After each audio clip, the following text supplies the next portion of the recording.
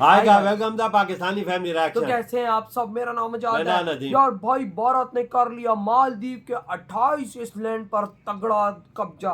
28 island पर कब्जा? क्या हाँ बोल रहे हो यार? भाई साहब, ये तो मुझे भी नहीं पता क्या हो गया हो यार। 28 एक भी नहीं, 2 4 भी नहीं, 5 भी नहीं, 28। ये क्या बोल हाँ रहे हो ना यार? यार। और भाई साहब ये कैसे हुआ? देखती हो वीडियो, वॉच करते हो। वॉच करेंगे तभी कुछ पता लगेगा कि भाई साहब ये हुआ ये क्या है बहाना। आखिर। हाँ तो खड़ान करते हैं स्टार्ट। वो मालदीव जो कि इंडिया को आंख के दिखा रहा था, वो मालदीव जिसने प्राइम मिनिस्टर नरेंद्र मोदी को लक्षद्वीप के हवाले से लेके बहुत ज्यादा ट्रोल किया, आज वो मालदीव इंडिया के घुटनों में बैठ चुका है। India has practically purchased 28 islands from Maldives, and the idea is to generate drinking water for the Maldives islands. Maldives ने अपने 28 आइलैंड जो है इंडिया को हैंड ओवर कर दिए कि वहां पर वो सीवरेज और वाटर प्रोजेक्ट लगाएगा। Now, from an India ये वही out मालदीव है ना। to actually arrive at a welcome India. गाना सुना है आपने?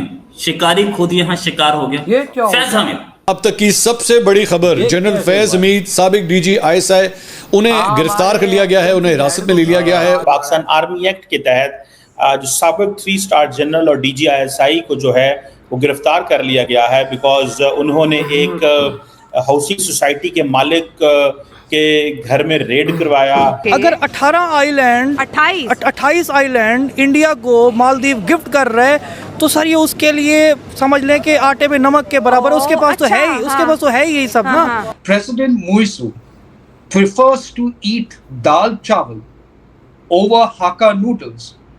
Then I think we should be happy about it. एक पूरा यूनिफॉर्म पहनकर वो बंदा पूरा पाकिस्तान चलाता रहा है, उस वक्त किसी ने नहीं पकड़ा, जजों को मैनेज करता रहा। इसमें ये सोचना चाहिए कि हमारा सिस्टम इतना रॉटन है कि ऐसे लोग इतनी बड़ी बड़ी पोजीशन पर पहुंच जाते हैं और फिर वर्दी जो हमारे लिए काबिल एहतराम होनी चाहिए। इतनी कमजोर रियासत मैंने नहीं देखी। रवांडा, मैं समझता हूँ सोमालिया, पाकिस्तान में तो अफगानिस्तान, सब चलता है। कोई भी मुल्क इतना कमजोर नहीं है जितने आप इस वक्त कमजोर को पता है, मोदी को आप लाख गलत कह लें, बट मोदी ने अपना जो इमेज है, जो डिजिटल इमेज है या सोशल मीडिया का इमेज है, उसके उस पे इतना डोमिनेंट है कि आज आप And with Lakshadweep, India has what I call as a pressure cooker valve. You know, if Maldives starts getting hot, this one starts becoming active.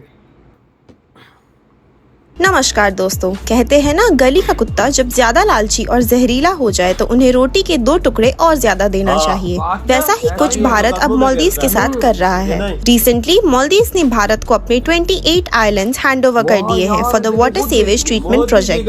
ये न्यूज खुद मालदीव्स के प्रेसिडेंट मोहम्मद मुइजू ने बताई है और ये मालदीव्स में भारत का आज तक का सबसे बड़ा इंडियन फंडेड प्रोजेक्ट है, जिसकी टोटल कॉस्ट लगभग 923 करोड़ रुपए है।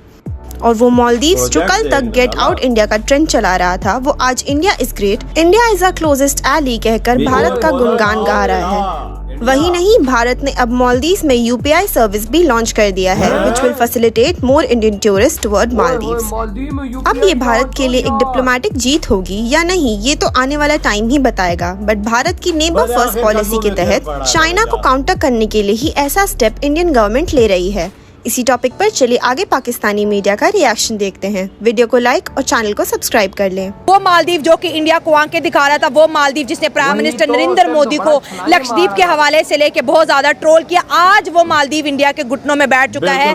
डॉक्टर एस जयशंकर और मोहम्मद मुइजू के बीच 28 आइलैंड को लेके डील साइन हुई है। मालदीव ने अपने 28 आइलैंड जो है इंडिया को हैंड ओवर कर दिए कि वहां पर वो सीवरेज और वाटर प्रोजेक्ट लगाएगा, क्योंकि मालदीव की अगर बात करें कि एक ऐसा कंट्री है जो कि समुंदर से घिरा हुआ है।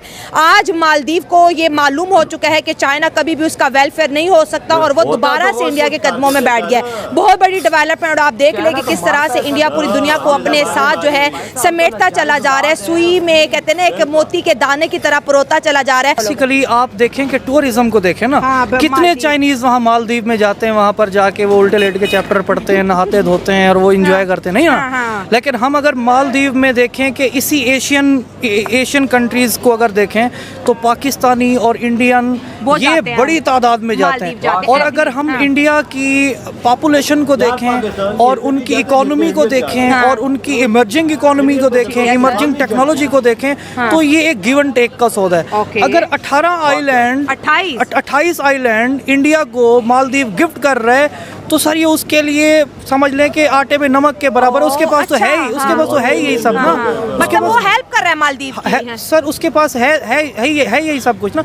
बुनियादी तौर पर उसने अपना टूरिज्म भी बढ़ाना है, उसने एक बड़ी जो इकोनॉमी है, आप ग्रोइंग इकोनॉमी, उसको भी अट्रैक्ट करना है और एक बड़ी जो IT की इंडस्ट्री है उसको अट्रैक्ट करना है। तो इसमें म्यूचुअल कंसर्न है, म्यूचुअल बेनिफिट्स हैं और ये आई थिंक बहुत अच्छा है। अब ये चाइना के साथ भी हो सकता था, बट उनके अपने इकोनॉमिक रिलेशनशिप हैं।